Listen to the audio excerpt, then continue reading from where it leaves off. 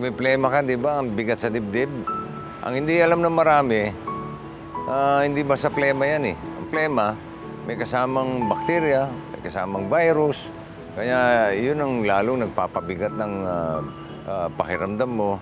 At yung talagang mangangamba ka. Pag Solmiox, subok ko na yun eh.